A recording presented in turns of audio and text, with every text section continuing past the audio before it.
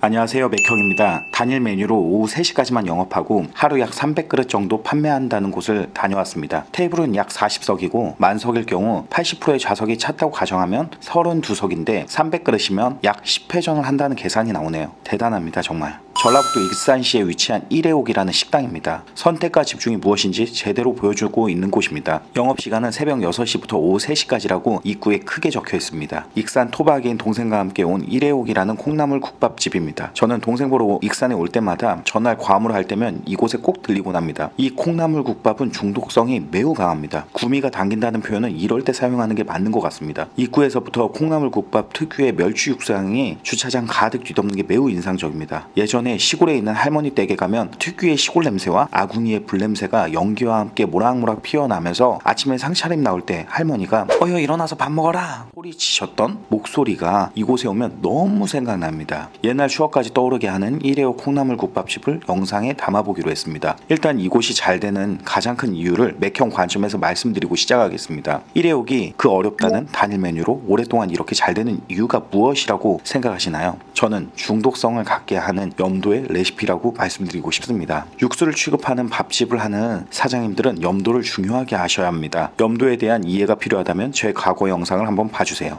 제목은 대중적인 음식의 맛, 왼쪽 상단에 걸어놓겠습니다. 염도는 소금을 물로 나누고 100을 곱했을 때 나오는 값을 염도라고 합니다. 물 1000g에 소금 20g을 넣을 때 염도는 2가 됩니다. 사람의 피의 농도에 따라 피의 농도가 높으면 짜게 먹고 피의 농도가 낮으면 싱겁게 먹습니다. 염도계로 찍어보지 않고 맛으로 느낄 경우 주방 직원의 피의 농도에 따라 싱겁다 때로는 짜다의 각자의 맛으로 느끼기 때문에 염도계를 사용해서 맞추는 것을 권장합니다. 컨디션에 따라 맛이 달라지는 것도 이러한 이유입니다. 손님의 경우도 마찬가지입니다. 누구는 짜다, 누구는 싱겁다고 할 수 있기 때문에 염도의 기준을 정하는 게 좋습니다. 단순히 우리는 소금만으로 간을 하지 않고 간장을 사용하거나 천연 조미료를 사용해서 염도를 조정하게 됩니다. 된장찌개의 경우 염도 1.2 정도 나오는데요. 젓갈이나 찍어 먹는 소스는 염도 2 혹은 4, 5가 나옵니다. 된장찌개집 가서 젓갈 반찬에 먹고 오면 물 엄청 먹히고 다음날 또 가고 싶다는 생각이 안 나게 되는 거죠. 이런 경우 며칠이 지나야 다시 갈 수 있게 됩니다. 우리가 흔히 콩나물국밥이나 설렁탕처럼 벌컥벌컥 먹을 수 있는 음식의 염도는 0.9에서 1.1 정도 됩니다. 염도는 0.1에서 0.3은 싱겁다, 0.7에서 0.8은 약간 싱겁다, 0.9에서 1.1은 보통이다, 1.2에서 1.5는 평균적으로 짜다고 느낍니다. 일회옥 식당의 염도는 0.9 정도 나왔습니다. 이 집의 경우처럼 0.9의 염도를 맞추는 것보다 나아가서 얼마나 천연 재료를 잘 사용해서 짜지 않고 깊은 맛을 주는지가 관건인 것 같습니다. 소금이나 젓갈류로만 0.9의 염도를 맞추는 것과 달리 다시마, 새우, 멸치, 버섯 등 천연 재료를 함께 사용해서 염도를 맞출 수 있기 때문입니다. 누구나 먹어보고 쉽게 흉내낼 수 있지만 이런 깊이까지는 절대 쉽게 흉내낼 수 없다고 생각합니다. 스포츠 선수들이 0.1초의 승부를 위해서 머리를 깎고 경량화 신발을 맞추고 경기에 임하듯 장사도 사실 대충하면 절대 승리할 수 없다고 생각합니다. 분명히 0.1초의 승부처럼 소비자의 입맛과 마음을 흔드는 포인트는 존재하기 때문에 깊이 있게 보는 게 중요하다고 생각합니다. 다 거기서 거기지 라는 생각으로 벤치마킹하기보다 정확한 포인트를 이 영상을 통해 깊이 있게 보려는 노력을 한다면 더 많은 것들을 자세히 볼 수 있으실 겁니다.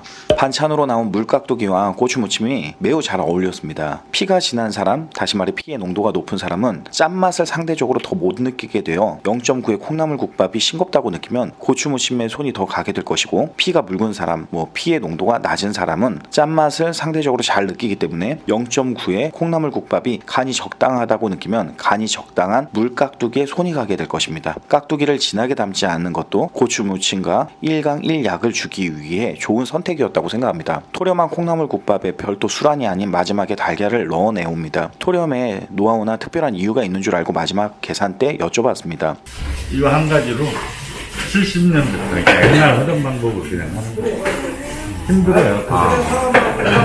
70년 동안 해오던 옛날 방식 그대로다. 특별한 이유는 없고 오히려 불편하다고 말씀을 하시네요. 주방을 촬영해도 되는지 여쭤보니 흔쾌히 자신있게 오픈해 주셨습니다. 이런 것 보면 정말 실력자들은 눈에 보이는 것보다 보이지 않는 곳에 우리가 찾지 못하는 특별한 노하우가 있기 때문에 자신있게 오픈하지 않을까라는 생각이 더 들더라고요. 집에서 먹는 것들.